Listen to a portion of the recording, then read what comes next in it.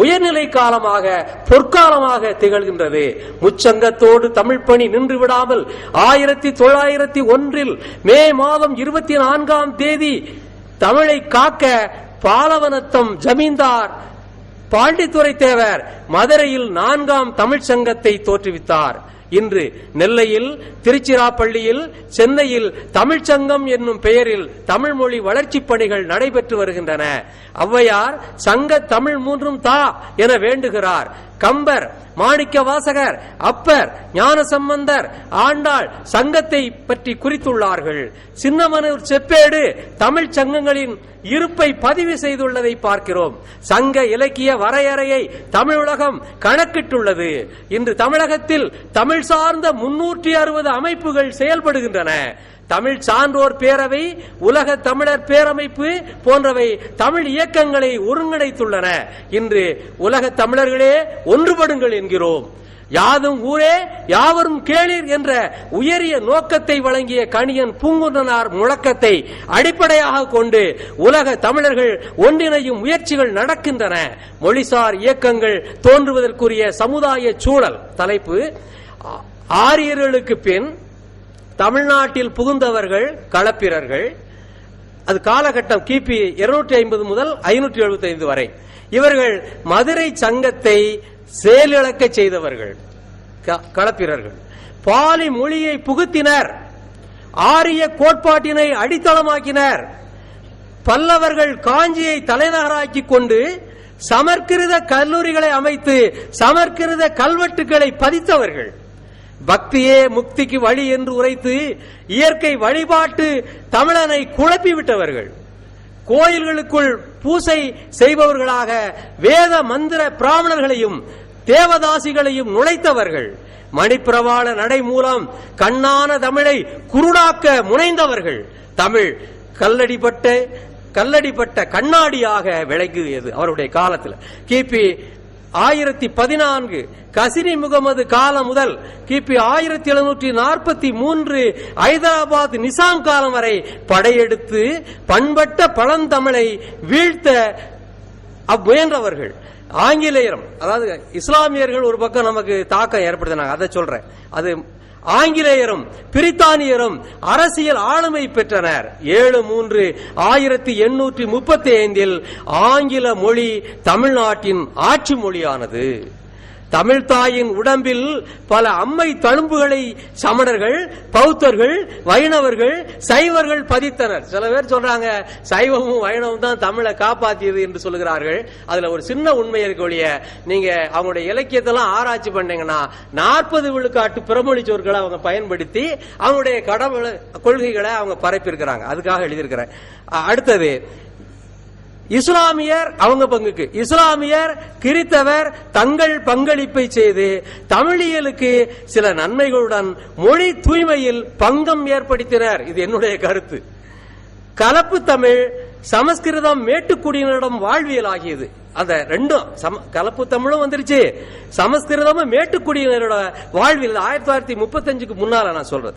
வடமொழி உபநிடதங்கள், சமய நூல்கள், சாத்திரங்கள், சோதிட நூல்கள், புராணங்கள், பாசுரங்கள் நுழைந்ததால் தன்மான தமிழர்கள் ஒரு சிலர் வெளிப்புற்றனர். அந்த காலகட்டத்தில் தான் நமக்கு கொஞ்சம் எறும்பு கடிச்சது மாதிரி ஒரு உணர்ச்சி ஏற்படுகிறது.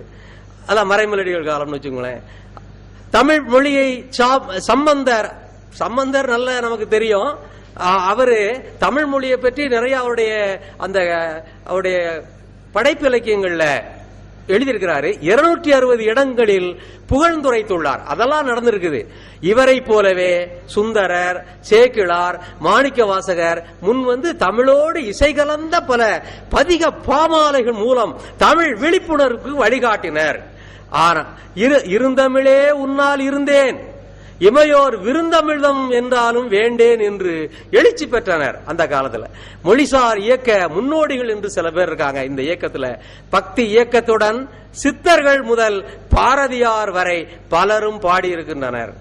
ராமலிங்க அடிகளும் தண்டபாணி சுவாமிகளும் தமிழ் பாடல்கள் வழியாக இனநோக்கு வெளிப்பாடாக பாடல்கள் சில புனைந்து வெளியிட்டனர்.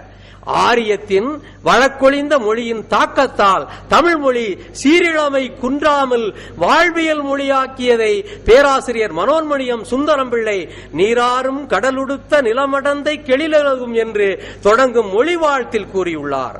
இந்த பாடல் தமிழக அரசின் முக்கிய பாடலாகியுள்ளது. அதில் உள்ள வரலாற்று குறிப்புள்ள வரிகளை நீக்கி இருந்தாலும், அதையும் சில பேர் செய்திருக்கிறாங்க, இந்த குறிப்புள்ள வரிகளை நீக்கி இருந்தாலும் அப்பாடல் உயிரோட்டமாக இன்று அனைத்து மேடைகளிலும் இசைக்கப்படுவதை பார்க்கின்றோம். கல்விக்கூடங்களில் ஒலிக்கப்படுவதை பார்க்கின்றோம். பாரதியாரிடம், சுப்பிரமணிய சிவாவிடம் இந்திய தேசியமும் தமிழ் உணர்ச்சியும் இருந்தது. அதுக்கு அடிப்படை நிறைய இருக்கு. வேதநாயகம் பிள்ளை, பரிதிமார் கலைஞர், மறைமலை அடிகள், தேவனைய பாவாணர், அப்பாத்துரையார், தந்தை பெரியார், அறிஞர் அண்ணா, திருவிக்கா, பாரதிதாசன், அயோத்திதாச பண்டிதர், நமச்சிவாயர், வாவு சிதம்பரனார், பாவே மாணிக்கனார், கல்கி, முனைவர் மூவா, கியாபே விஸ்வநாதம், பாவலரேறு பெருஞ்சித்திரனார், ராப்பி சேதுப்பிள்ளை, பூரணலிங்கனார், தாவே உமாமகேஸ்வரனார், காசு பிள்ளை, நாவலர் மு வேங்கடசாமி நாட்டார், பண்டிதமணி கதிரேசன் செட்டியார், துடிசை கிழார், சிதம்பரநாத முதலியார், நாசி கந்தையா, சாமி சிதம்பரனார், ராமலிங்கனார், முனைவர் ராஜமாணிக்கனார், புலவர் குழந்தை, புலவர் வை பொன்னம்பலனார், புதுவை சுந்தர சண்முகனார் போன்றோர் கொள்கை வயப்பட்ட பேச்சாளர்களாகவும், கொள்கை வயப்பட்ட எழுத்தாளர்களாகவும், கொள்கை வயப்பட்ட நூலாசிரியர்களாகவும் அணிதிரண்டனர். அந்த காலகட்டத்தில் 20ஆம் நூற்றாண்டில் தமிழகத்தின் சிறப்புக்குரிய மனிதர்கள் 101 பேரை பற்றி திருநாவுக்கரசு அவர்கள் பட்டியலிட்டுள்ளார்கள். அதில் அரசியல் தளத்தில் தமிழ் பணி செய்தவர்கள், பகுத்தறிவு இயக்கத்தில் இருந்து தமிழ் பணி செய்தவர்கள், இயலிசை நாடகத்தின் வளர்ச்சிக்கு பாடுபட்டு தமிழ் பணி செய்தவர்கள், திரைப்படத்தில் புகுந்து தமிழ் பணி செய்தவர்களை குறிப்பிட்டுள்ளார்கள். அறிஞர் அண்ணாவின் திமுக கட்சி மூலம் கலைஞர், நாவலர், பேராசிரியர் அன்பழகன் தமிழ் பணியில் ஈடுபட்டுள்ளனர். சிலம்பு செல்வர் மாப்போசி, சீபா ஆதித்தனார் போன்ற பலரும் தமிழ்சார் இயக்கங்களுக்கு கலங்கரை விளக்காக விளங்கினார்கள்.